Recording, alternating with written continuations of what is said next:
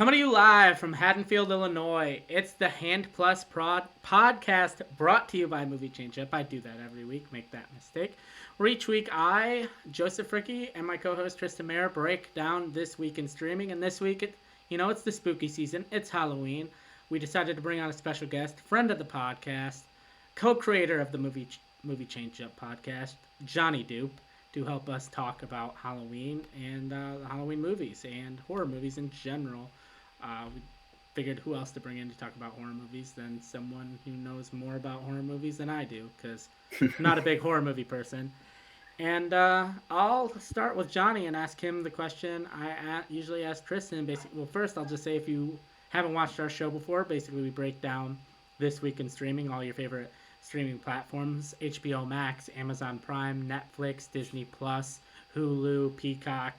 If it's a streaming platform and there's a show or movie that we think you should talk about, we think you should be watching, we are going to talk about it. And I will go to Johnny and say, Johnny, how was this week in streaming for you? Did you enjoy your week in streaming? I assumed you mostly stuck to Shudder. Yeah. I've been only watching horror movies since September 27th, and not only that, I've been watching some Halloween themed movies that aren't necessarily horror, like The Addams Family, but I've pretty much been trying to stream a lot of classic horror movies that I haven't seen before. So my week's been very good in terms of that. As far as new things, there was pretty much only one movie that I watched, and we'll talk about it later. I'm excited to see what Tristan thought of it for sure. But as far as new things in streaming, I think it was a weaker week of streaming. But as far as what's available on a lot of stuff in terms of horror movies, I think there's such a great collection of classics and new horror films that people haven't checked out, available across all the different platforms. All right, and Tristan, kind of same question to you. If you feel like it was pretty a light week in streaming, minus some of the kind of stuff that's just been on streaming and some of the older stuff that streaming services just acquired. Yeah, that's what I'm considering too. We're forgetting some of the stuff that's been on streaming that we kind of take for granted. Like House of the Dragon is still hitting really hard. We're going to talk about She-Hulk and Andor, a couple of ongoing shows that are doing really well right now. But in terms of new drops, yeah, definitely nothing that grabbed me. Halloween Halloween Ends is technically a streaming drop, so that's going to work for this conversation. But it feels like a theater movie to me anyway, So it feels to me like an off week for streaming this week. I'll say that.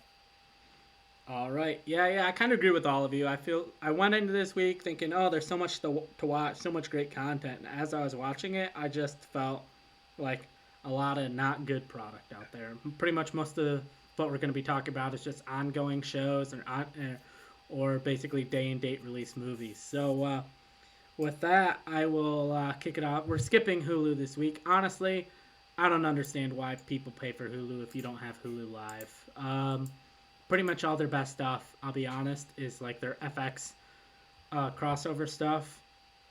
I don't really they'll have the occasional once a month thing that's worth watching, I guess, but I don't think it's worth just the price of Hulu to watch that show. Like Prey dropped about a month or two ago, but outside of that, I don't really know the last Hulu original that everyone was talking about, people were hyped about, that was quality content. But so we are just jumping right to Amazon Prime, and I will start the discussion off with The Sound of 007. It's a documentary that came out just this last week on Amazon Prime in honor of them having all 25 Bond movies. And I'm going to be honest, I thought this was a really great documentary. They brought in pretty much every director that's alive from the Bond franchise to come in and talk about the music in their movies. I don't think they have any of the actors other than Daniel Craig. They brought in a lot of the musicians that worked on the music. They talked about how the Bond theme originated, how kind of fun facts, interesting stories from the various Bond songs. And the one that stuck out to me, I remember, was from Diamonds Are Forever. They couldn't crack the song. They couldn't figure out how to do the song, and they essentially just wrote the song as an ode to what they refer to as the male sex organ. They just replaced that term with diamond, and basically that's just kind of how they wrote that song. And another interesting fact from the documentary is Michael Caine was the first ever person to hear the Bond theme, because he was living with the person that wrote the Bond theme at the time, and he was up all night working on it, playing it as he was working on it. So Michael Caine first person to ever hear the Bond theme outside of its creator, obviously. But yeah, I thought it was really well made documentary. If you're a fan of kind of behind the scenes stuff, behind the scenes documentary, or if you're a Bond fan, or if you're a music fan, I would definitely recommend checking out The Sound of 007. It's about an hour and a half long, very well made, worth checking out. Oh Anyone yeah, else? I haven't checked it out yet. I saw it on there, and I almost jumped right into it, but I'm sticking strictly to Halloween slash horror movies this month. So I know as soon as I watch that documentary, I will obsessively rewatch all of the Bond movies because I'll get back into my Bond mode. So I'm waiting until post Halloween to check it out. Um, but I am definitely looking forward to it. I love a good documentary behind the scenes and to hear stuff you haven't seen before. There's so many interesting things that have happened behind the scenes in Bond movies and in the Bond franchise.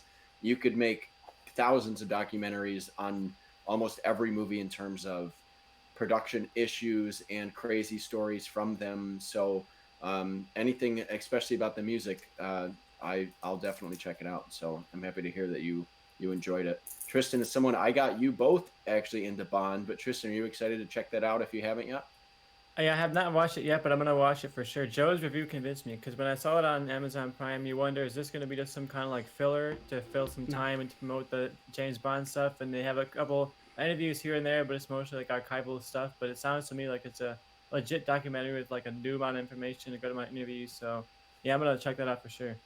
Yeah, it's definitely a mix of Johnny may know. I'm blanking. I think John Barry, right, the guy who Mm-hmm. composed. Yeah, he unfortunately Yeah. passed away in 2011. So you get interviews from him. That's all archival. But pretty much, I think everyone else is new documentaries. And unlike a lot of the Disney Plus documentary making of stuff, they talk about the bad too.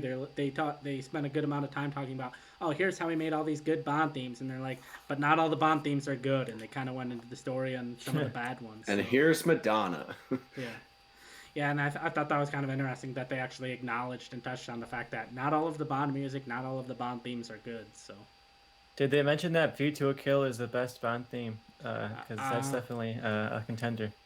I don't believe they did. No, Oh wow, an accurate documentary, not totally faithful. I think then and they, I'm and one sure that that's when they do. They have to discuss that because that was the first number one hit of any of the Bond songs. So I'm sure they do get into that one. is that But the I Duran Duran one or? yeah, Yeah, they do talk about. They have Duran Duran on talking about that song. oh So wow, hell I yeah, gotta watch it now. yeah, yeah, and but Jack White talks about his song, and they talk about how that song came to be, how it was supposed to be Amy Winehouse, but she was yeah. kind of too far gone at that point, and they had to pivot and change direction. But All right, yeah, I well, don't I'm want to excited spoil for it that. too much. Definitely worth checking out. And with that, with Amazon Prime, we move over to kind of the season one wrap up of Lord of the Rings: The Rings of Power, a show. If you've been watching, I kind of give up on after about 3 episodes because I'm like, this isn't for me. It just feels like a remixed version of the Peter Jackson Lord of the Rings trilogy, and nothing about it is enticing me and forcing me to watch the next episode. But Tristan kept up with it. Tristan, what are your thoughts on Rings of Power? Should I get back into it? Should people be watching it? Yeah, like you said, you dropped off and I kept up with it, and in the end, I'll say I'm happy I kept up with it. That's my first thought. Is even though there were some bumps along the road, and I had some questions about the writing and the characters here and there, I do think it was worthwhile for the journey. The production value on the show alone is just so impressive, and the visual scale is just so grand, and you can see the budget on the screen for this movie. Talked about that a bit in the premiere, but that does hold out through the entirety of the season. It's not like they put money into the pilot and then the rest of the season sucks. Like there's some huge action scenes towards the end that are just really well done and really well shot. And if you want some spectacle and some action in your fantasy, like if you're watching House of the Dragon and you're like, okay, this is enough talking. I want some like huge crazy visuals. I want a fantastical fantasy show. This is your fantastical fantasy show. But if you're looking for that kind of political drama, you want to understand the characters, you want to really feel their motivations, and that's what House of the Dragon does kind of offer you is that alternative of feeling the motivations, feeling that kind of complex drama. And this does not have that. Like they try to have like some political commentary here and there. They try to have like some some dramatic beats here and there, but none of it really plays well. And when they have episodes that try and go into the character arcs deeply, they try to really get into like Galadriel's character arc in particular. She's the main character. If you don't know, She was I don't remember who played her now in the movies, but she was like an elf character in the movies. Lily Taylor played her, I think, in the movie. What her name was?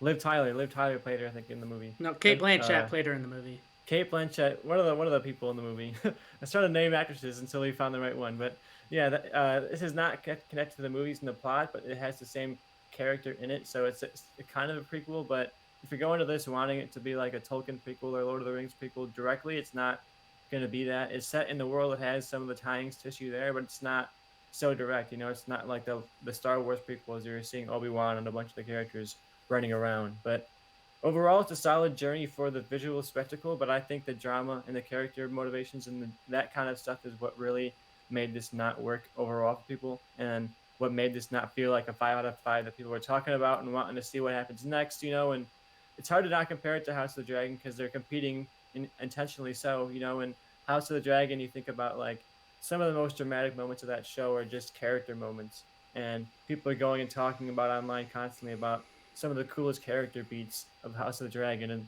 and this, even in the biggest action beats, you're not really seeing any engagement with that, and I think that's because spectacle and visuals are great, but not when you don't have anything underneath it. And by the end of this season, I felt like I got my worthwhile and visual candy, but in terms of feeling something and learning something and feeling and like kind of understanding the characters, I did not feel like I got that from the show, and it doesn't feel like a lot of people did either. So I'm not quite sure if the show's even going to be coming back for season 2, and if it does, I think it'll be stripped down quite a lot because the budget was huge on this, and I don't think they saw the return they're hoping for of this king here. So season 2, I'm sure, is along in production already. So if it comes down around, it'll be smaller scale than this. So take in the crazy candy while you can, because it's kind of like a once in a lifetime level of spectacle, I think, because we're not gonna get this again. All right. Yeah, I don't know if that review was for me as far as getting me to watch Rings of Power, as far as big spectacle. I'm probably just gonna stick with House of the Dragon and ride that ship out. But if season two Yeah, I comes like that. out and people are like, "This is amazing," I'll go back and watch season one to get ready for season two. I like that we got these two kind of foils of the same coin, because Lord of the Rings is this show is much more on the fun side, much more on the kind of adventure side, going and killing cool monsters and that kind of a thing. And Lord of the Rings, I mean, A House of the Dragon is much more on the drama side and the not quite selling me on the action side. So it's interesting that we got both of these at the same time because they're both doing kind of opposite things with the same genre. But overall, one is clearly beating the other for me. Um, Tristan, I'm curious to know. So, as someone who hasn't seen either show, the House of Dragons or Rings of Power, I'm a huge Lord of the Rings fan, but I can't stand the Hobbit movies, and I've never seen Game of Thrones. If I were to start one of these shows, just going in kind of blind, a little more knowledge, obviously, of Lord of the Rings, but what would you recommend to just like a new viewer who hasn't checked either of them out? I think checking out House of the Dragon will work. There's one particular plot line that ties into the rest of the series, but it's not a prominent plot line, and the fact that it's a prequel helps you not have to know anything that happens. And I honestly feel like this show for Lord of the Rings requires you to know more about what happens than somehow the House of the Dragon does. And I know you do Mm-hmm. you do know what happens in Lord of the Rings, but I've seen Lord of the Rings 100 times, and I still felt like I didn't totally understand like some of the lore they were pulling and some of the characters they were pulling here. So I felt a bit lost by the show, even as someone who knows Lord of the Rings. And I think House of the Dragon, Joe might disagree with me on that, but I think House of the Dragon does a decent job of bringing in new people who don't know the plot of Game of Thrones because there's not any characters or any plot lines that are directly tied to that show. no, I fully agree with you. I really don't. I don't think you need to know Game of Thrones to understand House of the Dragon. Maybe you'll be a little bit more confused because some of the names and houses and locations you're Mm-hmm. not fully grasped, but I don't think you'll be lost because unlike Game of Thrones that focused on like five different families, House of the Dragon you're focused on one family. So Okay. Yeah, both of these throw you into the water a bit, but I think House of the Dragon accomplishes more by the focus. I think is what really helps that because you're only on these core characters, and even though the time does jump around and stuff like that, you follow these core characters, and it's a lot easier to follow than Lord of the Rings is. all right, All anything else you right. got to say on Lord of the Rings, Rings of Power before we move on?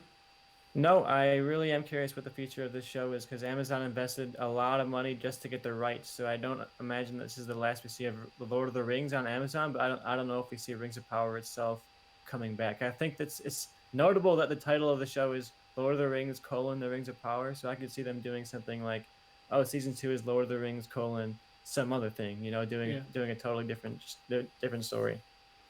All right, and Johnny, I know you watched the 101 scariest horror movie moments.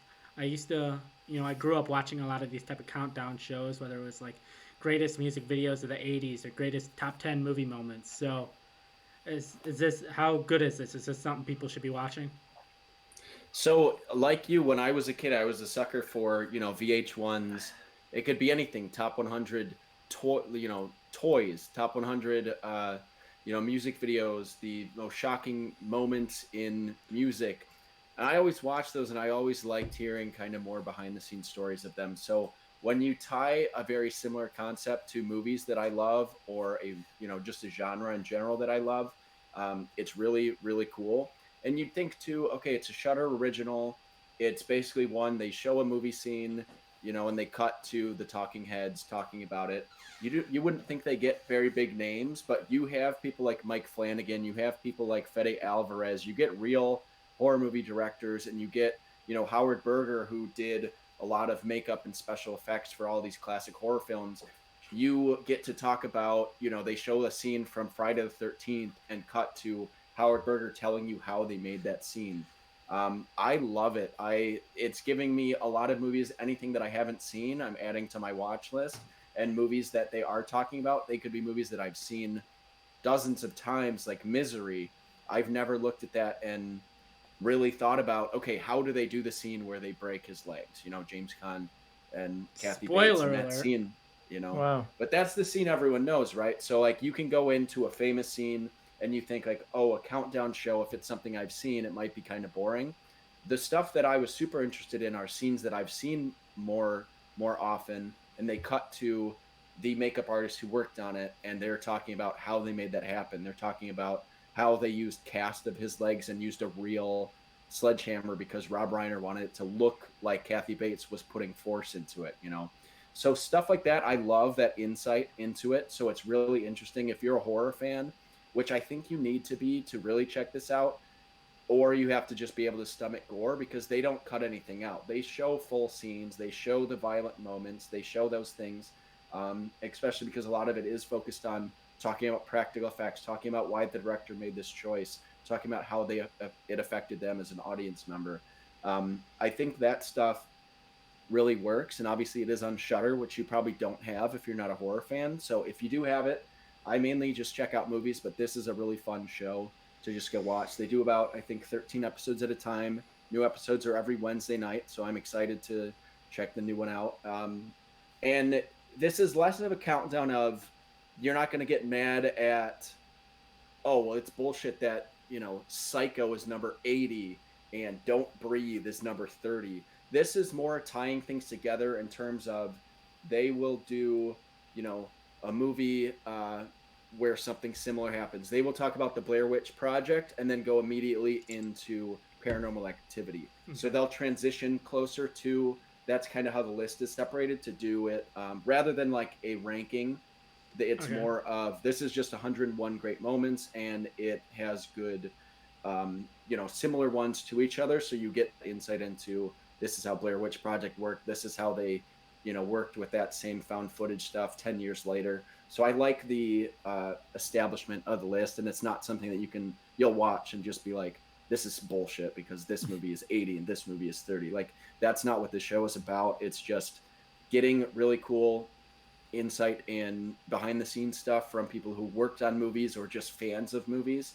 And I think even it can help change the perspective of how you watch a lot of different horror movies because if you get Joe Dante talking about the Howling, maybe you go into that movie and you're like, this isn't very scary, but then you get Joe Dante talking about how they made it, and you get someone who saw it in 1981 when it came out, um, and kind of see how they felt about it and do it. You kind of look for new things with horror films. So I think a lot of this stuff, because I'm not afraid of anything in horror movies, but I like watching it for the atmosphere that it builds, the practical effects in a lot of the old films. So it's cool to see people that watch it in similar ways or in completely different ways than you've seen scenes, then you see them a different way going forward. So highly recommend if you're a movie fan, and if you can stomach the gore and the violence of some of the scenes that they do go through and show, I think it's a show for most people that would really enjoy it. Joe, I think you'd like it because you like talking about the sound of 007. It's a similar type of setup, but it's more of a countdown rather than just behind the Yeah. scenes stuff. And Tristan, you'd be all about it. You'd be obsessed with this. I I definitely think need to you. watch it. I've been wanting to see it. I see it on Shutter, and yeah, I don't like I said, probably kind of in the last one. You don't necessarily know how deep it's gonna go. Are they gonna be like deep cut good horror moments? Are they gonna be like, oh, the scene where Michael Myers shows up, or the scene where this, like all the mainstream scenes? And it sounds to me like they do a good mix. You're gonna have stuff Mhm. from the obvious picks in there because those are the ones and you do want to get those in there. You want to see like how do they stab Kevin Bacon's neck in Friday the 13th and those kind of things, Mhm. but you also want to get some of the more interesting ones like The Howling, where maybe you haven't seen it, but it inspires you to go and watch the movie because you know, you see that one moment and you kind of get an appreciation for the craft of it. So yeah, it's something I love about horror as a genre, just the craft and the practical effects and kind of like people will be grossed out by gore and the kills and that kind of a thing, but for me, it's less about the deaths and a lot of it's about like how do they make that look like that and how good does it look, how real does it look, and what kind of like practical personal effort went into making that death look so good, and that's what I love about those old classic horror movies. So it feels like I'm gonna get a lot out of the show. I can't wait to watch it. Yeah, the other fun thing with it too is it doesn't just stick to like the deep cut thing you were talking about. It doesn't just stick to horror movies in general, like as a whole. Like they've talked about moments from Seven and Zodiac, and they've even brought in moments from Haunting of Hill House, which is obviously because Mike Flanagan is on there. But they'll switch it up and they'll talk about maybe scary scenes from movies that aren't necessarily a horror movie. So I like seeing that too because it's like typically you watch the 100 greatest horror movies of all time and you don't see some of these films included, but seeing that perspective on other movies that just have maybe one or two horrific scenes in it, and you still get to tie that in with the reveal of Frankenstein from 1931, and then you're talking about um, the sloth scene in Seven or something like that. Like it's a really fun mix, and they do a good job transitioning to something similar or just going way off the board and changing things up. They talked about I Saw the Devil, which is one of my favorite movies. So like they are bringing in movies that maybe people wouldn't expect to see on a list like this. You'd go in like you said, oh, the Friday the 13th scene. They're just gonna talk about Nightmare on Elm Street and Halloween and Hmm. Saw and all these movies that we've seen before, but they do a great job bringing in movies that you've probably, even as a huge movie fan, that I've never even heard of before that I've added to my watch list. So it's definitely a fun watch around Halloween. It'll give you ideas if you're like me and just want to watch as many horror movies as you can throughout the spooky season. All right. Any more? It's on my watch list for sure. All right. And sticking with Shutter, Tristan, I believe you watched Mad God on Shutter as well. If you want to give us just a very quick review. Yeah, I was super excited for this one. It's on my list for the anticipated movies of this year, and it came out I think last year. Honestly, but it's been kind of like shuffling out through festivals. And if you don't know, this is definitely a smaller release. It's created and directed kind of the passion project of Phil Tippett, who was a founding member of ILM. He worked on Star Wars trilogy, Jurassic Park, RoboCop, a lot of those classic, iconic practical effects sci-fi and horror movies back in the day. And this was his passion project. He worked on this for years and years and actually funded it through Kickstarter and did kind of like an online funding campaign for it. And he finally got it released on Shutter just this summer. And if you don't no, this is kind of it's a stop motion horror movie. So it's from the guy who did ILM work. So he's an expert of practical effects and spent years and years making this stop meticulously crafted stop motion horror movie. And it's very meticulously crafted. I think it's gorgeous. Is that and like it just looks so every frame is just filled with so much stuff and you see all these different new creatures and these terrifying new designs and new locations and I had a great time uh watching this. There's not necessarily a great plot line. Like you're just following this kind of assassin traveling through the underworld, but you're kind of getting these crazy hell sequences and all these different visuals, and it's very cool to see somebody who worked on my childhood movies like Star Wars and Jurassic Park getting to like unleash his dark side and make this really horrifying, bloody, insane mess. Yeah, it's on Shutter. It's a pretty short watch, and definitely, if you want to get some crazy visuals, see stuff you've never seen before in a horror movie, check this one out. It's very bizarre and very gonzo. I know Johnny also watched it, I believe. So if you have any thoughts on it, Johnny, I'd love to hear what you thought too. So I started watching it today. I made it about halfway through. I'm super into it so far. I just had a busy day, so I'm going to finish that tonight when we're done podcasting. But yeah, Phil Tippett is the man who made T Rexes real to you as a child. He brought that to life. He designed and built Jabba the Hutt. So like he is the guy behind a lot of these super famous creatures and scenes. So like Tristan said, this so far, at least for me, I agree. It's it's not a movie you watch for plot. It's a movie you watch, and what I love about it is it feels like you're watching going through a like a haunted house, like the most fucked up haunted house you'll ever go through. Basically, someone who has worked on this project for 20 years, and you go through and you just see all this insane stop motion stuff. You're used to seeing like Wallace and Gromit and things like that. This is not like any stop motion you've seen before. It's really creative and unique. And yeah, it's like experiencing watching, a haunted house. That's what I really like the vibe of it so far. So I'm excited to finish it. And I'm expecting it not to be too different than how it started. But every scene, I can't wait to see the new creatures and designs, and even just the sound design is really really awesome in it. So it's definitely something that you would watch just to appreciate effects like that, rather than watching it for like a narrative story. But it totally works for me as someone who's a big fan of that stuff. Yeah, and I'll say it's crazy and cool and gonzo with the effects and the visuals, but I wouldn't call it scary. So if you're someone who's like, I don't want to be scared, I don't want to see like gore and like people getting mutilated. That's not that kind of a not that kind of a movie. It's pretty intense sometimes on like the craziness of the visuals, but I wouldn't say it's gonna be like, terrifying in that way. It's not like a Hmm. gore fest, it's not like a Terrifier 2 type of situation. All right, and keep it rolling with Amazon Prime. If no one else has anything to say about Mad God, I'll say we got a little bit of news this morning. We got the poster release for Creed 3, and it looks like it may be a day and date release on Amazon Prime, so I'm not sure how that's going to work. Uh, Interesting. just because like Prime Video tweeted out the poster, so it may be a day and date release of March 3rd, 2023. So looking forward to that. I love the first Creed. Thought the second Creed was decent. And this will be Michael B. Jordan's directorial debut, so he's starring and directing Creed 3. And we also have some upcoming Doctor Who news, Tristan, if you want to talk about that real quick. Oh, yeah. Doctor Who, they do they I didn't know this until recently, but they actually do day and date release their episodes on AMC Plus.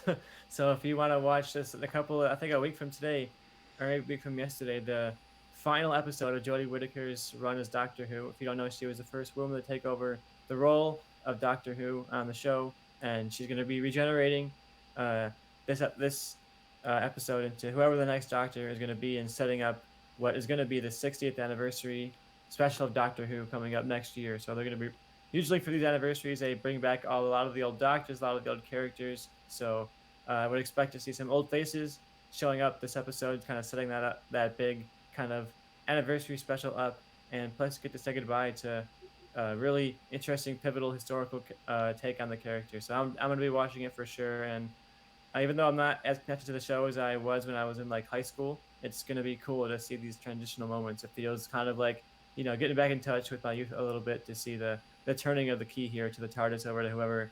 Oh, we know who's taking it over next, but I have a bit of a pet theory that we might see a surprise face uh, at the end of the episode. So if you're nostalgic for the olden days of the show, you might want to watch the episode here and get some nostalgia with me.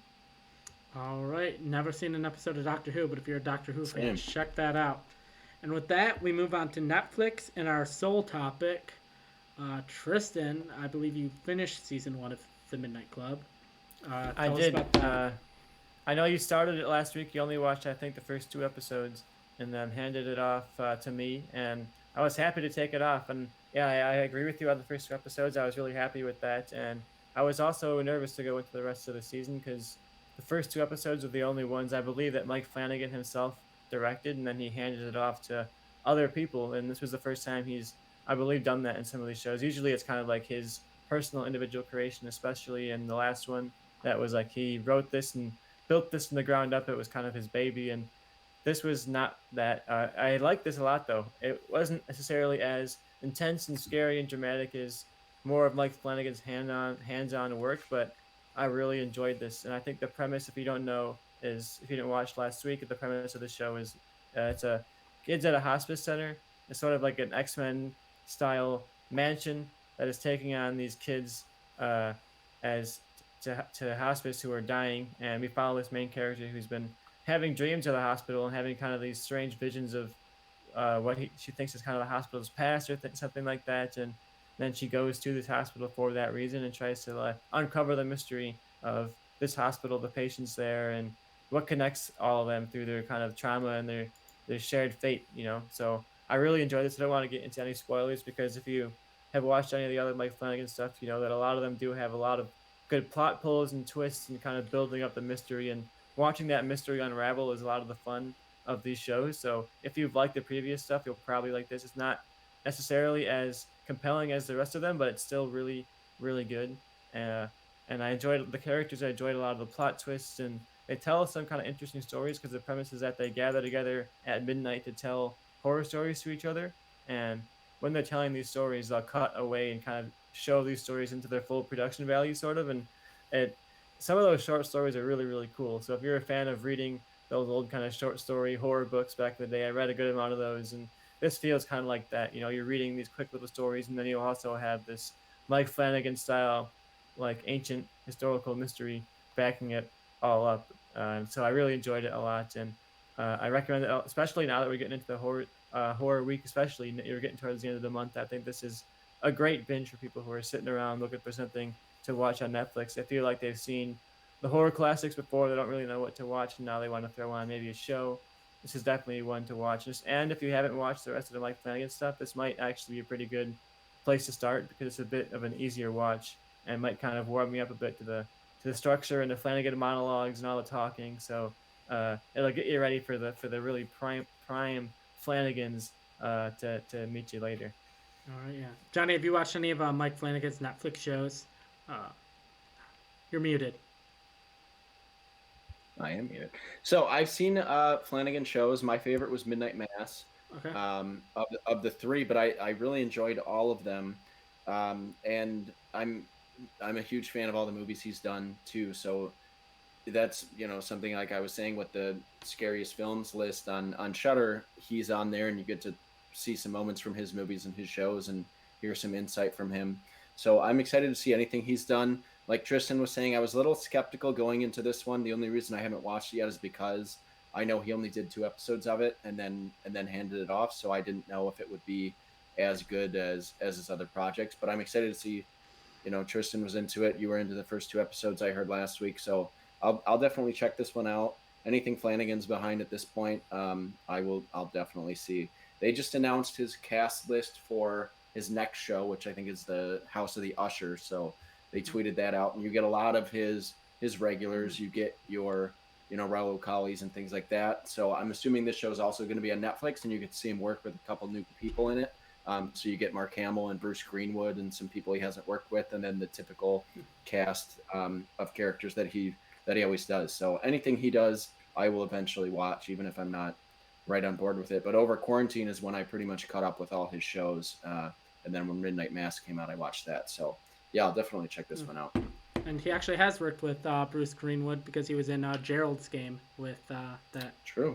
Flanagan directed. So with that, I think we move on from Netflix. Pretty light week from Netflix this week, and we move on to Disney Plus. And let's kick it off with season 1 review of She-Hulk, Attorney at Law. So if you haven't watched the show, She-Hulk is Jennifer Walters, Bruce Banner's cousin, and they're Bruce Banner, Jennifer Walters hanging out together, having a good time. They get in a car accident, and she starts losing blood, and her cousin gives her a blood transfusion, and that gives her the power of She-Hulk. And if you don't know the comics very well, I didn't really before the show started. I kind of found out some about it as the show went on. Very much about breaking the fourth wall, just like Deadpool. And the show very much kept that. She talks directly to the audience, references the fact that it's a show on Disney Plus. And I wasn't sure when it first started. I watched like if you've been watching our show, you know I've watched like the first 2 or 3 episodes and then kind of dipped out. And this last Saturday, after the finale, I went and I binge watched the rest of the season. I'll be honest, I really liked it. I think it kind of broke a little bit away from the Marvel formula, which is the thing I was most excited about, especially with that finale. I don't want to talk too much about the finale and spoil it if you haven't watched it. Finale was a little wild. I'll say that. Very. And I think I really don't think if you were kind of like a fan of the MCU, but you're like, oh, it's just too formulaic and predictable and kind of dipped out. I think you can jump back in and watch this. I really don't think there's anything you needed to really know of beforehand coming into this, especially if you've just watched like all the main Avengers movies. I think you're pretty much caught up. Um, but Tristan, I'll let you talk about it real quick because I know you binge watched it very recently as well. Yeah, we were in a similar position because we only watched the first couple episodes. Zai and I fell off. A lot of other stuff came on. You know, House of the Dragon was really capturing my attention, and then She-Hulk fell off the list for me. You know, and then I saw the finale was coming up, and we said, "Hey, let's do a binge." You know, and I'm not gonna lie, what kind of convinced me to binge it was that I'd seen a couple of the screenshots from the finale and clips from the finale surfacing up on Twitter as soon as it aired, and I thought, oh, they really went wild with the finale. I got to check out this show. I think I'm gonna go ahead and give it a watch, and it's definitely worth your time. You can watch this whole season in like a single day if you want to, and maybe 2 days if you're like a normal person who like will take some time between your episodes. But yeah, pretty short binge, and I liked it a lot. I think it gets better as it goes along. I think the first couple episodes that we watched and reviewed are a little bit weak and a little bit confused, and then as they get more into the fourth wall breaking, as they get more into Jen having fun and balancing the kind of weirdest of the world, it gets a lot more interesting. I think there's a highlight episode where she has to work with Wong from Doctor Strange, and he's suing a magician in our normal world because he stole some of their magic and is using it in this like hokey magician show. And you get kind of like a fun Marvel world uh, lawyer situations like that too. I think that's kind of the fun of the show. You're getting She-Hulk thrown into these weird situations where she has to not only be a Hulk but be a lawyer and kind of balance both of those worlds. And I think balancing both of those worlds is where She-Hulk, the show, struggles the most, much like the character, because I think when the show is having fun and enjoying itself and doing the meta commentary and the fun and especially when it's letting Jen do her thing, it's a great show. But I think some of the drama stuff, a lot of the legal stuff, didn't work well for me. I think when they try to actually make legal arguments, it feels like a CW show. It feels almost very terrible at points. Like there's certain scenes where in the courtroom and they're making arguments, and I'm thinking like, did you even try to watch like Law and Order or anything like that? You know, I know the writers said in interviews that they didn't do a lot of courtroom scenes because they realized as they were writing it that they're not actually that great at writing courtroom stuff. And I thought when I read that headline, maybe you shouldn't have like done a lawyer show if you can't write courtroom dialogue well. Like that should be kind of a prerequisite. But I enjoyed this overall. I'm not as high on it as Joe is, but I think when it's having fun, it's really fun. When it's trying to be serious, it is not necessarily working, and it feels kind of like a bit of a mess.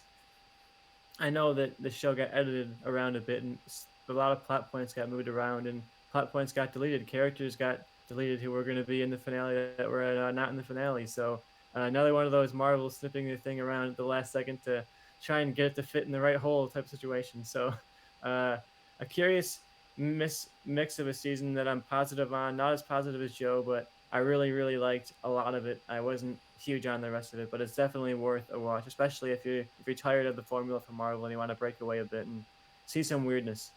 Yeah, I co sign that. Johnny, is She Hulk anything that interests you at all, or are you just like, I don't care? I watched the first like three Marvel shows on Disney Plus. Got to Loki, and outside of like a couple moments, I wasn't into it, and I just gave up on all the Disney Plus Marvel shows. So I'm interested to maybe one day check out just all the shows in like a week time and just check out everything I've missed. But until I do that, yeah, I probably won't check out She-Hulk. I've heard some interesting things. I've heard some good stuff here and there, but as a series, none of them have really worked for me. So I kind of was just out on everything Marvel's done TV wise. They got to have another really great movie to kind of bring me into liking the MCU again That's because fair. I feel like everything they've done. I really enjoyed Shang-Chi, but everything that has come out after that and even some of the stuff around that, I haven't really cared for. So it'll be interesting. They got to sell me again on their movies before I'm into their TV shows. Yeah, that's fair. All right, and with that, we're gonna do a little wrap up of the last arc of Andor. What I originally thought, I guess, was that they were going to do 3 episode arcs, but then Tony Gilroy or Dan Gilroy or one of the kind of guys behind the scenes of the show was like, yeah, so the first 3 episodes were an arc. This 4, 5, and 6 were an arc. Episode 7 kind of stands alone and is its own thing, and then uh, 8, 9, and 10 are an arc, and then 11 and 12 are the finale. So originally we were just going to do a wrap up after every arc and talk about that, but I don't know how we're going to do it from here on out. We'll just figure it out as we go. That's This is more. our midway point review. You know, our midpoint Yeah. recap of Andor. Yeah. So with that, Tristan, it's a very serious take on Star Wars without being like. It definitely acknowledges the goofy side of Star Wars, especially with kind of towards the ending of the last episode, episode 6, and but it's serious without being like just graphic or violent for violence sake or just swearing for swearing's sake. It just feels like what if HBO made Star Wars is essentially Mm-hmm. how I would break it down. The plot of this recent episode, the episode 3 ended the end of the last arc with Luthen Rail hiring Cassian Andor to do a job for him. I need you to do a job. And these last 3 episodes were kind of the setup for the job, the planning of the job, and then the final episode was the execution of the job, where they are going to steal the payroll from the Empire on this planet. And you got a lot of kind of modern politics in there, especially talking about immigration and kind of the colonial government's thoughts of indigenous people. And this definitely takes a political stance, and in a show that's dealing directly with war and boots on the ground and spying and espionage, something that it'd be odd if they didn't bring in politics. But I really liked it. It's hard for me to say like, oh, this is my favorite Star Wars show, especially live action, because I can look at it and be like, oh, this is well made, this is great, this is amazing. If someone said, oh, this is my favorite Star Wars thing ever, I couldn't say that they're wrong or I wouldn't think they were weird. It's just not exactly what I come to Star Wars for. I come more for like the goofy and weird and the lightsabers. But if you watch Rogue One and you're like my favorite parts were like this the kind of action espionage boots on the ground, then I think if you haven't checked out Andor, you definitely should. But Tristan, I'll get your thoughts on it. Yeah, Johnny mentioned that Marvel has to win him back by having actual good movies for him, and I'm in the same boat for Star Wars. Star Wars had me so checked out. Not good movies, not good TV shows. I mean, I love The Last Jedi, but that was probably the last Star Wars thing I could say that I genuinely loved until this. I'm loving Andor. I think it's great. I think it's a totally different take on Star Wars. It's definitely a spy thriller. It's like a boots on the ground espionage show, and a lot of times they'll claim that. You know, they'll say, "Oh, She-Hulk is a lawyer show," and then it's not really a lawyer show. Like, she does lawyer stuff in it, but it's not a lawyer show.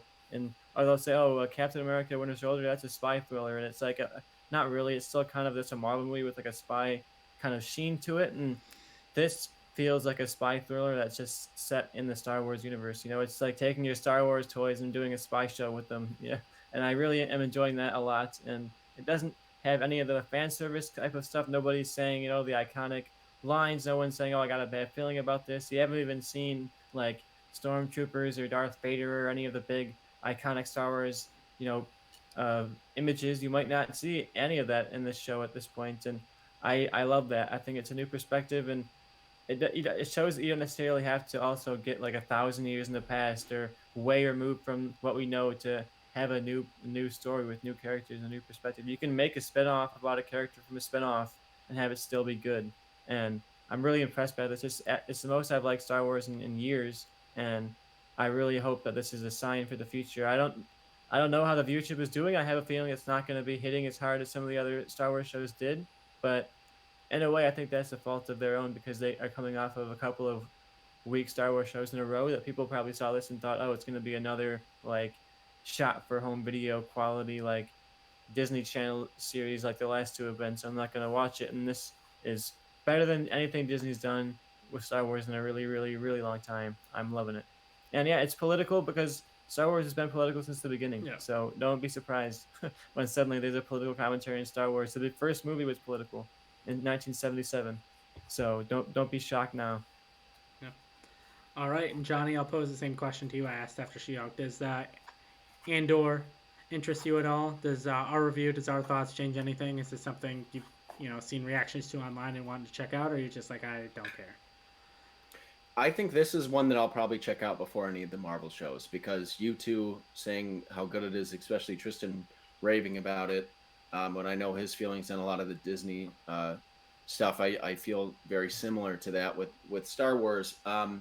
So I think I'll check this one out. I like Andor as a character, and I'm excited to see it. I think my problem with a lot of the Star Wars stuff is similar to what Marvel is doing now of to understand this character, to understand this plot point, you would have had to seen this animated show from 10 years ago or whatever. And like I think Book of Boba Fett had a lot of that, and I super Ben. wasn't into that show, but I liked Mandalorian seasons 1 and 2 just fine.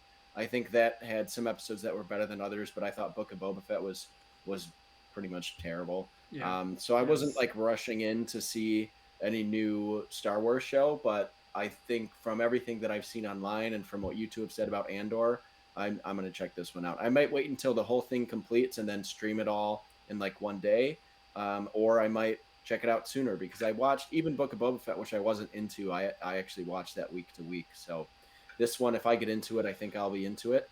And it sounds like something cool and new that they're going a new direction for it, which I like. And I've been saying Star Wars needs to do forever instead of just Mm-hmm. making the same movies over and over again. So, I mean, I'm someone who, as far as my love for Star Wars, I have nostalgia for it. I love the first three movies, and I honestly don't think they've made anything that decent even since then.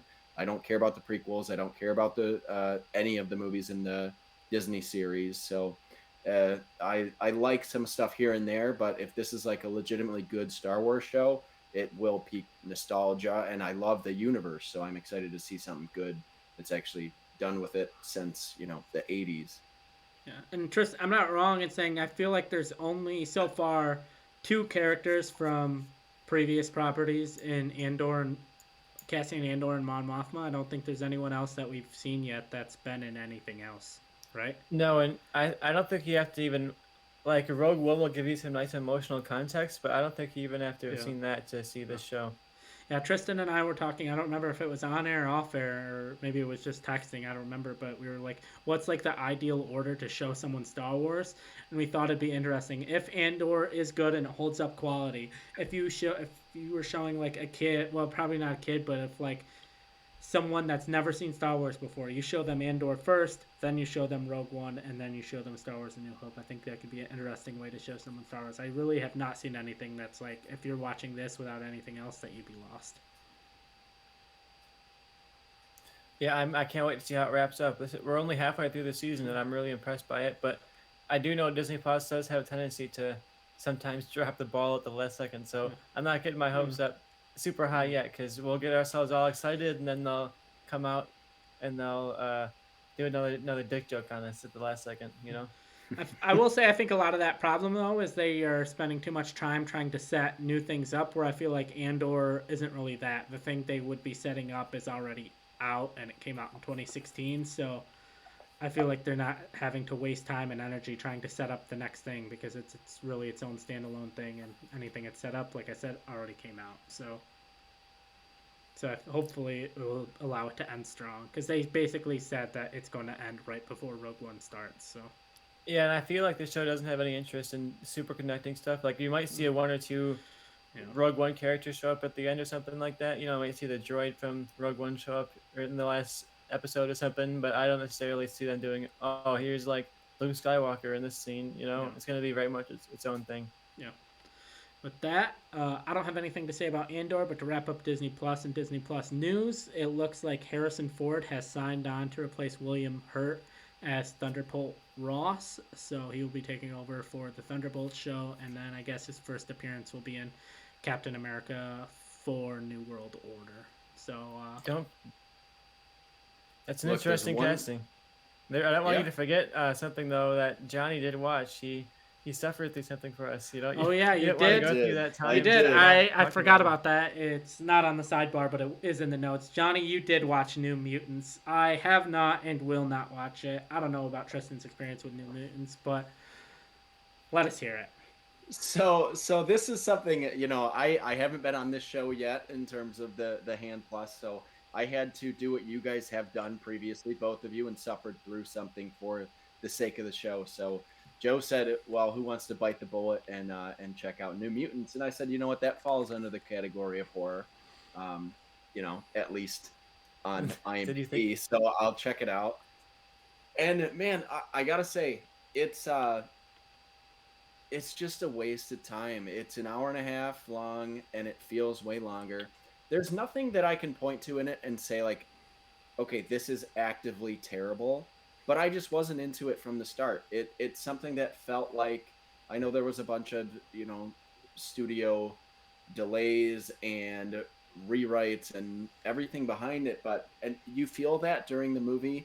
But I can't even look at it and be like, oh, they had something there. They try to do a horror movie, but they introduce a new team of characters, so nothing's going to happen to them. It's like making the first Avengers movie, but making it a horror movie. The worst thing a horror movie can have is having no stakes, and that's what this has. Nothing's happening to at least most of these characters. They're all making it through to the end. So when you have your lead in a superhero movie be the one that's in danger, you know that nothing's actually going to happen. So there's no actual sense of tension or drama built through that. I thought they have a really fun cast, so maybe they'll sell me, but I don't know if they just weren't into it. They knew they were kind of working with nothing. But the funniest part of it, honestly, the only thing that I did get enjoyment out, Charlie Heaton or Charlie Heston or whatever the hell his name is from Stranger Things, in a couple scenes, he has a really deep Southern accent. And then every other scene, there's no accent. So it's really funny watching that because every time that he had an accent, it caught me off guard. And I was like, oh shit, that's right. He's supposed to have an accent. So I got some fun out of that, but it literally felt like they filmed two different movies and they put them together, and every other scene felt different than the last because some scenes characters talk like they did in the last scene, sometimes they don't. Sometimes things have a horror overtone, sometimes they don't. There are a couple things they could have done a little better for it, but based on what they actually gave us, this felt like the end of the Fox X-Men run, and you don't want that in a movie where you're supposed to be introducing new mutants, new characters, and the whole movie just felt like the downfall of the Fox X-Men franchise, which, if you look at it as a whole, is one of the most inconsistent and most bizarre things to figure out in terms of any franchise, because I don't know if you can point to any other movie franchise in history where it has such high highs and such low lows, but this is definitely one of the low lows. So I checked this out just for this show, but I wouldn't recommend it to anyone. If you're a completionist on the X-Men franchise, which I'm not even, I'll never watch whatever the last actual X-Men one Dark was. Phoenix, I believe it Dark was. Phoenix. I'm not gonna check that out. This was on a never care about, never watch, but I was like, whatever. And yeah, no, the only thing that ever was good about this was maybe the first trailer that was ever released, but it Good just trailer. it was doomed ever since they pushed it back originally. I Yeah. probably will watch this. I'm a bit of a completionist for the X Men. I won't lie. I've seen all the movies a handful of times, and even the real big duds like Origins of Wolverine, I've seen a good amount of times because I just like, well, I'm watching the franchise. I'm not gonna just skip one. I might as well Right. just watch this one. So I might as well cap it off. I might as well pour out a couple of drinks and get myself through the finale of the Fox X Men universe before Marvel comes in and, you know, beats the Ruins corpse it. to death. Yeah, I honestly, with this, my biggest problem was it wasn't bad enough to be fun, and it wasn't good enough to do anything for you. So if it had a lot of bad cringeworthy moments, I think I would have gotten more out of it. But it's just so bland and so bleak, and every scene just feels dead upon arrival, that it was just it was just kind of a boring watch. It was a huge dud. I could go back and watch X-Men Origins Wolverine and at least laugh at how bad some of the stuff is in it, but this doesn't even have that. So it doesn't even give you the so bad it's good type of stuff. It's just like, Dang. here's this really bland 90 minutes, and that's all you're getting. Yeah. Yeah, I'm definitely never gonna watch that, but it is crazy how it seems like other than the first X Men movie, there's no like fine X Men movies. It seems like they're all of the movies in that franchise are either great or horrible. There's hardly any like, oh, that one's like okay, I guess. Yeah, there's not many in betweens. It's either very good or very bad. And I don't know if there's another franchise where you can say has so many movies that fall into those categories. There's some that have a few very good and a few very bad, or just a shit ton of, and then the rest are like a shit ton of in between. Like that's how I'd say Star Wars is. But like X Men as a franchise with Fox is, if you go to watch a good one, you're getting something great. Days of Future Past, one of the greatest comic book movies ever made, and then you go and you watch Apocalypse, and you're like, this is awful. Like, how is this the follow up? Like, it's just baffling. So, this one, just going into it, knowing that it probably wasn't going to be good, but excited about the cast, and then you don't get much out of the cast. It was just like, man, I wish at least they took more chances, and they don't. Yeah. All right, and I think that does actually wrap up Disney Plus, and we will be moving on to Peacock, I believe, where Tristan and Johnny both watched Halloween Ends. I did not. I have not even seen Halloween Kills. Will I? Also no. You So should. Great movie though. Great movie. yeah, Tristan Tristan was all with me about this movie, then rewatched it in probably an inebriated state, and now he says that Halloween Kills is good, and I just can't get behind it. I can't. We've got Halloween Ends to talk about today, though. Halloween Ends, Hmm. supposedly the finale of the Halloween franchise. Definitely the finale of this trilogy. They make a definitive end to it for sure. But I don't know what. It's hard to summarize the plot because they do pull a bit of the rug out from you on this movie in a way that we'll talk about. But I think our spoiler policy is we don't talk about who lives or who dies, but we got to talk about the shift in focus. I think because if you're going to this based on the trailers and the poster, and you're looking for the Michael Myers versus Laurie Strode finale, you're looking for that final battle, that final fight. You're not really gonna get that here. Like you're gonna get the fight. You saw it in the trailer, so you know it's in the movie there. But Michael Myers is not necessarily the focus. Laurie Strode is not necessarily the focus of this movie. They bring in a new character called Corey Cunningham, who experiences a really traumatic event on Halloween night in the opening sequence. A really, really, I think, effective opening sequence that set the movie up for something interesting and unique take on the franchise. Johnny talked about the last review of franchise that needs to have some swings, and I think this opening sequence established a bit of a big swing for the franchise, especially to focus on a different character like this. And they in particular focus on the relationship between Corey and Allison, who's Jamie Lee Curtis's granddaughter in this movie, and they kind of form a bit of a romantic bond over the fact that they have this shared trauma, and it's following their romantic endeavors while alongside them, Michael Myers is kind of rising up from the ashes of Halloween Kills and hoping to maybe get his final revenge on Laurie Strode. So, uh, Johnny, I want to get your thoughts on this first because I know I am a more positive on it than you are. So, I think I'd like to hear you roast it for a second, and then I can come in and maybe give a little bit of a defense. My biggest takeaway from this is, if you took Halloween Ends and you took Halloween Kills and you switched a couple of plot points and you gave Halloween Kills the ending of Halloween Ends rather than how it ended, and you switched the order of how they came out, you put this movie second, then you put Halloween Kills third. I think this franchise as a whole, this trilogy works a little better, it works smoother. My biggest issue with this is that, yes, it's okay to try something new with a horror franchise. You know, you can't always have the same formula. It can't always be Michael going to kill Laurie on Halloween. It can't always be that.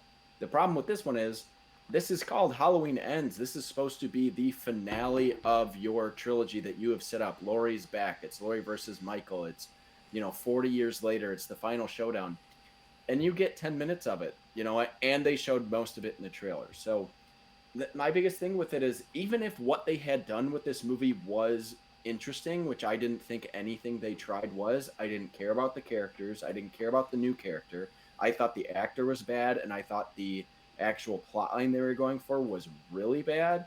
Um, but outside of that, even if they nailed that stuff, this is a really, really poor finale to your trilogy because you don't get what you came in here for. This whole movie, they could have just done an hour and 45-minute fight between Laurie and Michael, and it could have been the most ridiculous, stupid thing ever. It would have worked better than this as a finale to the three films. You know, after I like 2018, it's fun. It it is a throwback. It does the same formula like we talked about, but I think Joe has similar feelings where if they just never made another Halloween movie after 2018 Halloween, I Yep. think that's more highly regarded because they're like, oh, they killed Michael at the end, the house burnt down, whatever. Then they bring him back in Kills, whether you're into that movie or not, they do some choices there. And then this one, they just throw out any bit of momentum I feel like they could have had with Halloween Kills. And then just they're like, yeah, Michael is a side character and he's barely in this movie. And I think that's the problem. But my biggest thing with this is at the very least, you are giving me a Halloween movie. At least Rob Zombie understood in his movies that you need really memorable kill scenes and you need some characters just getting killed in the most brutal ways possible. You have scenes even in Halloween 2, a movie I hate. You have the actress that played Jamie in Halloween's 4 and 5. You find her dead in the bathroom with blood all over, and honestly, that scene is effective and at least it's memorable. You don't get any decent kills in this whole movie. This went from the series that had the new Doctor of Michael getting his head stomped like a pumpkin in the 2018 version, and you see it all. It doesn't cut away. To in this movie, you have Michael do that to someone exactly the same way. You have him just stomp on someone's head, and as soon as the head and the foot hits the head, it cuts away. This felt like a PG-13 movie that like barely made it to R, and I don't know why they did that. It went straight to streaming plus theaters. Like you've already done two movies in the franchise. At least have the violence that you brought into the 2018 and even what Halloween Kills included. You had some fun Michael kills in that movie, and that was missing in this. The plot, so you combine a plot I don't care about, you get rid of the characters that you're supposed to be focusing on, and then you don't have a single memorable kill outside of maybe the one DJ guy. You have a decent practical effect there, but even that is played out more like a goofy moment than an actual, scary kill. So I think this one just fails in every possible way that it could. I still like the finale. I think the Jamie Lee Curtis and Michael, once you get them together, works for me, and that's what saved this from being like the worst of the franchise. But it right now ranks as number 12 of 13, only ahead of Halloween 2, Rob Zombie's Halloween 2, um, which Tristan, I think that's his second of the franchise. So we're differing on that. So I'm very interested to see how we might have differed on this one. Yeah, you were very intensely negative on Halloween Kills. I really enjoy Halloween Kills for what it is, but that's because for me it's like a throwback to just let's have Michael Myers kill a bunch of people, this endless slaughter. Let's have him kill and kill and kill and kill and kill. And this feels like a different type of throwback. They're trying in a way to do a throwback to Season of the Witch, or to Friday the 13th 5, where they're doing these, or even like the end of Halloween 4, where they're trying to set up the fact that maybe Michael Myers will like pass on his mantle. Maybe there'll be another person take on kind of the boogeyman, the shape name on in Haddonfield, and I like that concept. And I Johnny mentioned that he really was not a fan of the Allison and Corey romance, or Corey as a character in general, and that's the one thing I think we differ on, because I really honestly enjoyed their romance and their relationship. I liked Corey as a character. I didn't necessarily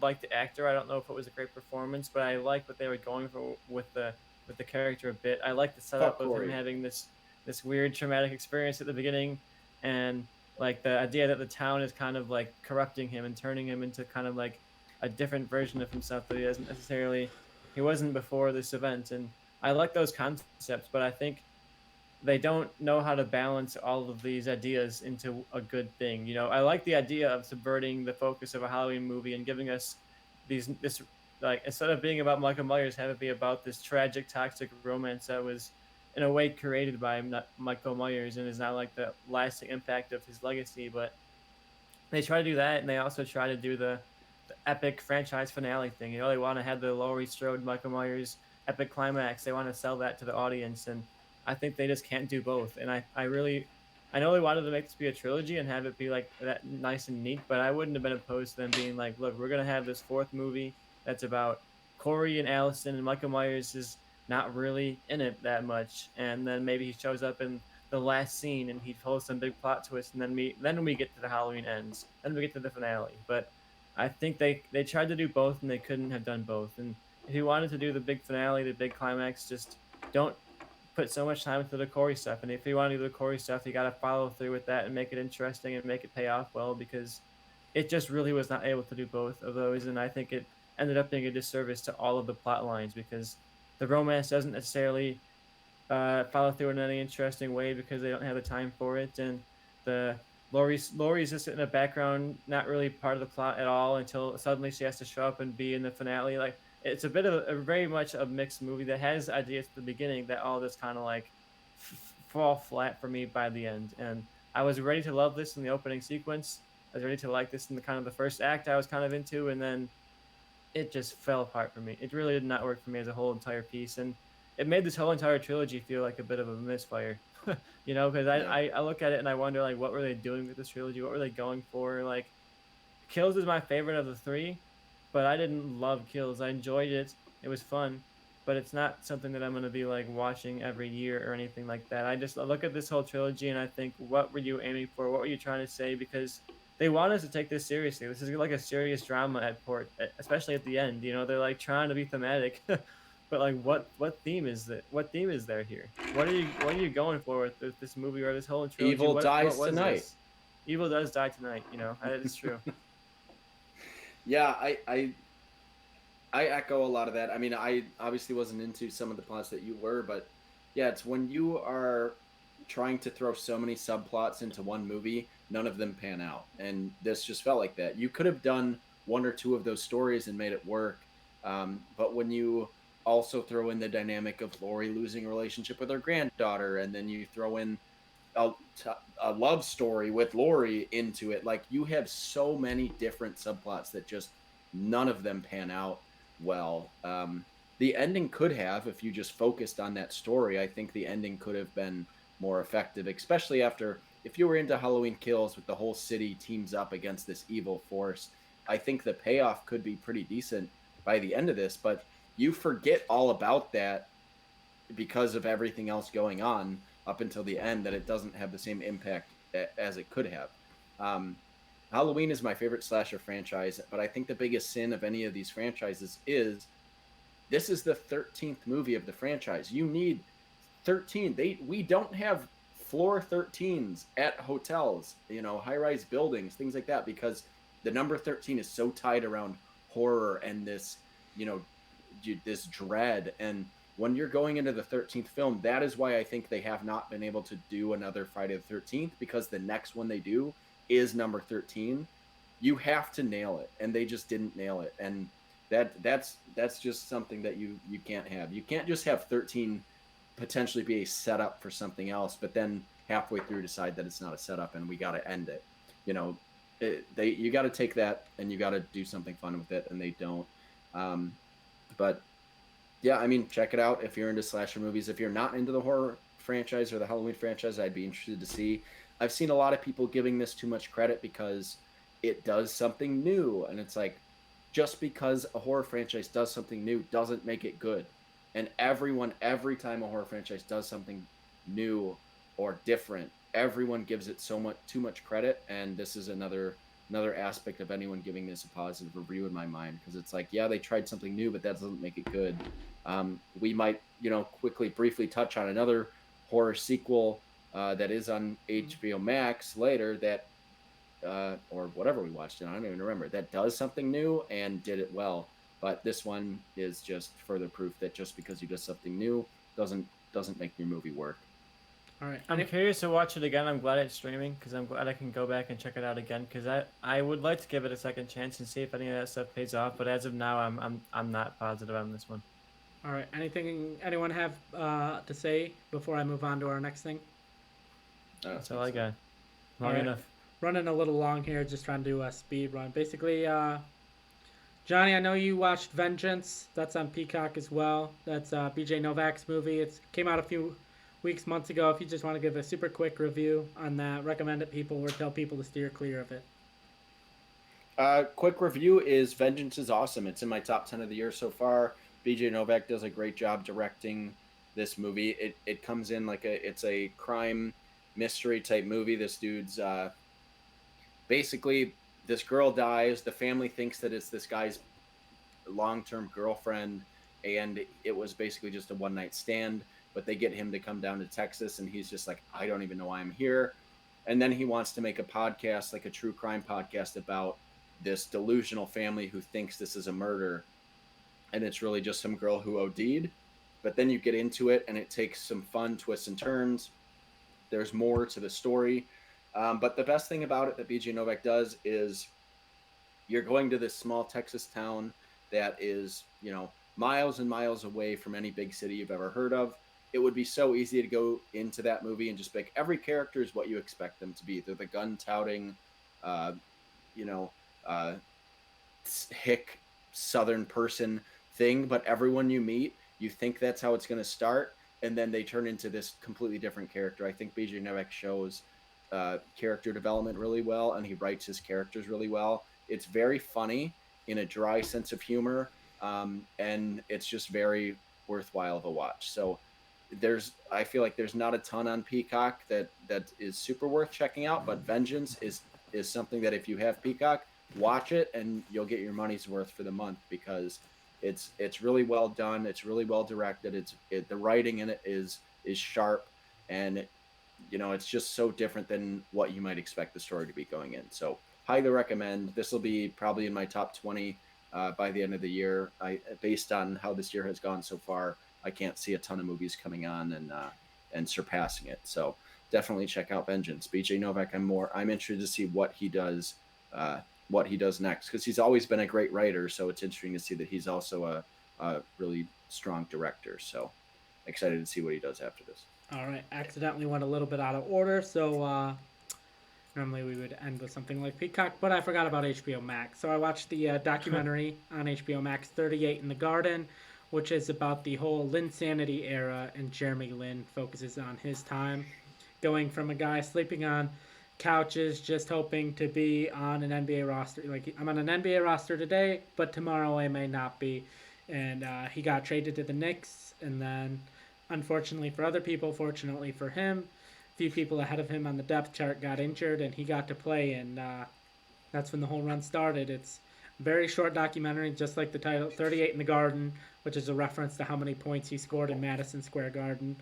Uh, it's 38 minutes long, super quick watch. Honestly, I think if you're a sports fan or if you were around during the Linsanity era and you remember that, I think it's worthwhile to check out. If you're not really a basketball fan, not really a sports fan, I don't really think this is going to be like some great documentary that's going to interest you or cater to you or anything that you really care about. I definitely feel like it's more for people who watch basketball or NBA fans, or just remember kind of that Linsanity era and want to hear a little bit more of behind the scenes about it, like what Jeremy Lin's thought process was at that time. And also, Interesting. yeah, and also we have you guys both watched Texas Chainsaw Massacre 2. Running a little long on time. If you just want to give kind of your quick thoughts, review, whatever you want to. Yeah, I'll give bring a up for quick people. thought. You talked about sequels swinging for the fences. This one swings for the next park on the other side of the town. Like, this one goes for the totally different tone, totally different feel.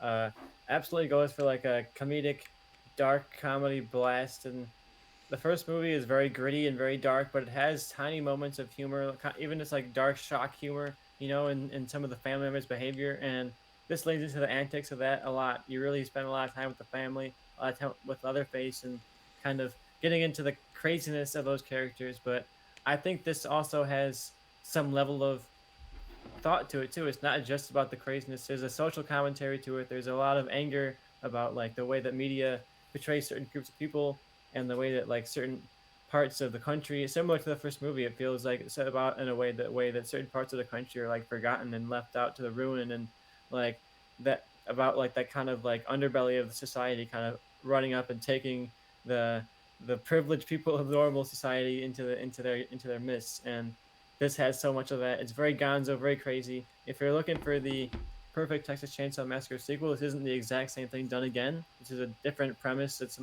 actually kind of focused on the detective who's kind of hunting them down, trying to capture the family at the last second, and you're following him. He's played by, oh, who's he played by? Dennis Hopper. Dennis Hopper. Dennis Hopper plays the lieutenant of this, and he a great lead performance. Really fun, crazy Gonzo sequel. So yeah, if you want something that goes for the fences, goes for the crazy, and has a real crazy ending too, check out Texas Chainsaw Massacre 2, directed by the same person who did the first one. So it's not like they handed it off to some like B movie director. It's handed it off to the B movie director who made the first one.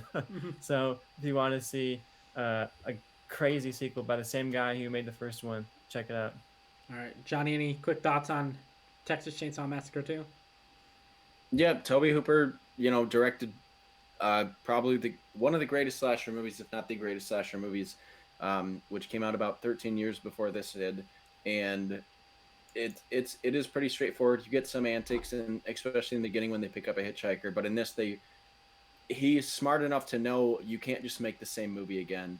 You have to delve into the lore, and I think that's what this really does well. So while feeling like a completely different tone for a lot of it than the original, you get more of the lore of the characters and the family of Bubba and his brothers, for the Texas Chainsaw. So I really had a lot of fun with this. Dennis Hopper running around with chainsaws. It totally throws out logic. It's a lot of, the detective thinks these people use chainsaws, so I'm gonna use chainsaws. Like there's so much just craziness in this. It's very, it's two different horror movies. You get one that is very 70s, end of the 60s era into the 70s. You get that very serious slasher film, and then the sequel takes on full 80s eccentricism and craziness, and that is what this one does well. So it brings that 80s energy into this franchise, and I can't believe I had never watched this full movie before. As I was watching it, I realized I've definitely seen scenes from it, whether it's been checking out on TV before or probably seeing countdown lists where they have certain scenes, like the one with Grandpa with the hammer. But there's a lot of this movie that's just so much fun, and I really loved Carolyn Williams, the lead in this movie. I thought she was one of the best. If you want to call them scream queens, if you want to call the final girl, whatever, she is awesome in this movie, and I just had a blast with it. Dennis Hopper goes full unhinged, and it's fun to see the character that you're rooting for to take down the bad guys be totally just as unhinged as the villains that he's chasing down. So you basically get this one girl who is the only like human being, and then everyone else around her is this extreme psycho. So it was super fun. Highly recommended. If you like dark comedies, if you like horror, I think this has something for everyone in it. One of my favorite horror sequels ever outside of Exorcist 3 was Tristan introduced me to. I think this might be my second favorite horror sequel. All right, and that wraps up our discussion on Texas Chainsaw Massacre 2. No House of the Dragon talk this week. Finale is next week, Tristan and I, and we'll be breaking it down on our episode next week. And We were actually thinking if we could possibly line up the schedule of doing a special episode of Nothing But House of the Dragon on top of our normal hand episode. So if you're a big Hot D fan, you might get double the hand, yeah, double the hand this week. You got an episode coming out, all House of the Dragon. If we can get that to work out, Right. I'd hope to do that. That'd be fun. yeah, that definitely would be fun. With that moves on to Apple TV Plus, platform that Tristan fully supports and stands behind. Tristan, kind of, you want to give us a breakdown on your thoughts on Apple TV Plus this week? Look, I opened up Apple TV and it was like, oh, you got to sign on again to log into your TV. You got logged out, and I went and I was like, do I care enough about Apple TV to sign in again? And I was like, I do not. So I went on and I canceled my Apple TV, so I don't have it anymore. Unfortunately, You get 1 or 2 shows a year that are good. I'll wait until Ted Lasso comes back, or Servant or Severance.